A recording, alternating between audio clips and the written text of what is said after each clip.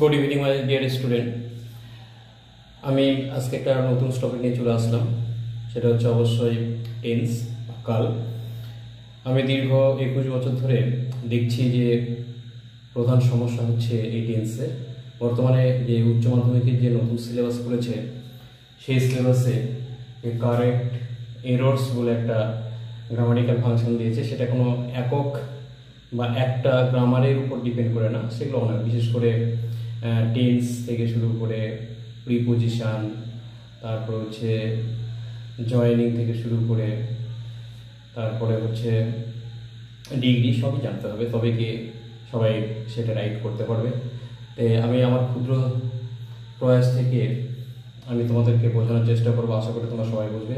Tense সারা জীবন লেগে যায়, কিন্তু টেন্স হচ্ছে 3টে টেন্স মাত্র 3 মিনিটের মধ্যে শেষ হয়ে যাবে। আশা করছি তোমরা ভালো করে দেখবে, ঠিক আছে? তো প্রথম আমি আমার যে কথা সেটা হচ্ছে প্রেজেন্ট টেন্স, হ্যাঁ, অর্থাৎ এখানে কাল। প্রেজেন্ট টেন্স বা বর্তমান কাল, আমি একটা সূত্র লিখেছি যে চেনার উপায়টা ছি ছা ছে, ছি ছা ছে। আমরা এই যে বাংলায় যেগুলোতে বিশেষ করে যেসব সেন্টেন্স বা বাক্যের শেষে বিশেষ করে বাংলায় ছি ছা ছে থাকবে, সেগুলো আমি নিঃসন্দেহে এবং চোখ বন্ধ করে সেগুলো আমি প্রেজেন্ট টেন্স ধরবো। এবং প্রেজেন্ট টেন্সের 4টি ভাগ আছে, সেই 4টি ভাগ আমি করে দিচ্ছি এখন, তোমরা দেখবে ভালো করে এবং খাতা পেন নিয়ে বুঝবে এবং নোট ডাউন করে নেবে, ঠিক আছে? এর সঙ্গে বাংলাগুলো বলবো, ঠিক আছে? তো এই প্রথম কার্ডটা হচ্ছে মনে রাখতে হবে,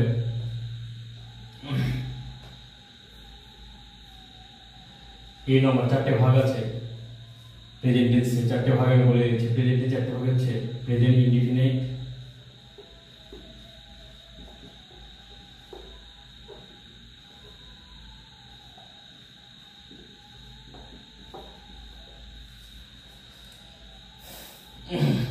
বা এখানে সাধারণ বর্তমান, হ্যাঁ,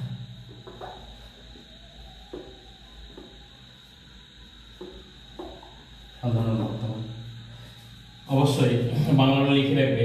তোমরা 9 ক্লাস 9 এবং যে কোনো কম্পিটিটিভ এক্সামে এই ক্রিয়ার প্রকার বলে একটা জিনিস থাকে, সেগুলো তোমরা পেয়ে যাবে। এই ক্রিয়ার প্রকারগুলো তোমরা এখান থেকে করে নিতে পারো। তাহলে প্রেজেন্ট ইনডিফিনাইট, হ্যাঁ, বাংলাটা কি হচ্ছে সাধারণ বর্তমান। তাহলে আমি এর সূত্রটা হচ্ছে কি হবে, এই সূত্র মনে রাখতে হবে, এই সূত্রটা মনে রাখতে হবে, এই সূত্রটা মনে রাখতে হবে কি, সাবজেক্ট প্লাস হচ্ছে V1 প্লাস হচ্ছে অবজেক্ট, ঠিক আছে?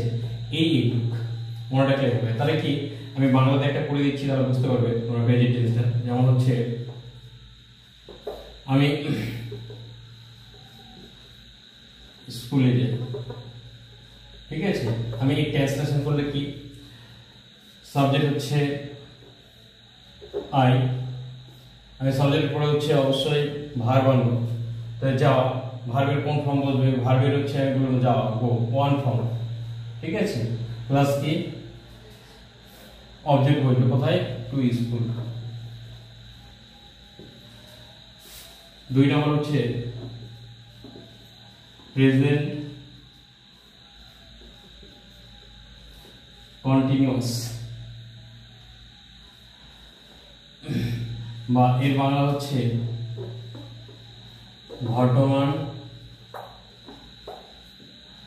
বর্তমান। এই সূত্রটা কি মনে রাখার সূত্র হচ্ছে, মনে রাখতে হবে সূত্রটা সাবজেক্ট প্লাস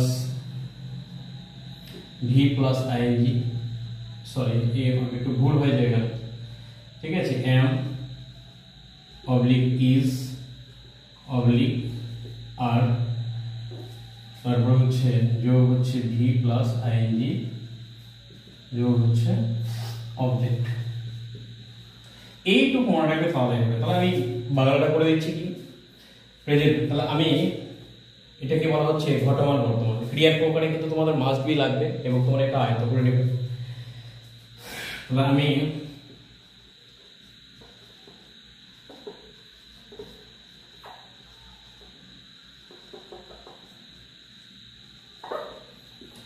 ট্রান্সলেশন করলে কি, এই সূত্র এই ফরম্যাটের উপর বেস করে আমি ট্রান্সলেশনটা করব, ঠিক আছে? আমি আই, ঠিক আছে? আমি আয়ের সঙ্গে অবশ্যই কি বসবে, এই 3টা ফরম্যাটের মধ্যে এম ইজারের মধ্যে অবশ্যই আয়ের সঙ্গে এম বসে, ঠিক আছে? তাহলে আই অ্যাম, তারপর মূল ভার্ব কি যাওয়া বা যাচ্ছি, তাহলে মূল ভার্বের সঙ্গে আই যোগ হবে, গোয়িং হবে, ঠিক আছে। তাহলে আই অ্যাম গোয়িং, অবজেক্ট বলবে টু স্কুল। ওকে, কিছুই না, টেন্স কিছুই না, মনে রাখতে হবে সি নাম্বারটা মনে রাখতে হবে প্রেজেন্ট পারফেক্ট।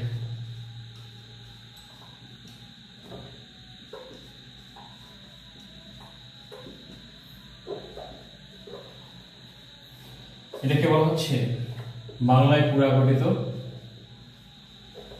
ঠিক আছে, পুরা ঘটিত সবই বর্তমান। তাহলে সূত্রটা কি? এই সূত্রটা মনে রাখতে হবে subject plus have oblique has, এই দুটোর মধ্যে একটা বসাবে, ঠিক আছে। এবারে কি V3 অর্থাৎ ভার্বের থার্ড ফর্ম বসবে, প্লাস হচ্ছে অবজেক্ট। তাহলে আমি স্কুলে গিয়েছি। এই ট্রান্সলেশন করলে কি এই ফরম্যাটের উপর বেস করে আমি ট্রান্সলেশনটা করব। তাহলে আই সাবজেক্ট, ঠিক আছে, আই এর সঙ্গে অবশ্যই হ্যাভ বসবে, ঠিক আছে। আই হ্যাভ মূল ভার্বের থার্ড ফর্ম, আই হ্যাভ জি এর হচ্ছে থার্ড ফর্ম বসবে হচ্ছে, মনে রাখতে হবে গো এন্ড গান, GON গান। তাহলে I have gone to school. Okay, D number আরেকটা আছে, চারটা ভাগ আছে, তাহলে মনে রাখতে হবে PRE প্রেজেন্ট পারফেক্ট,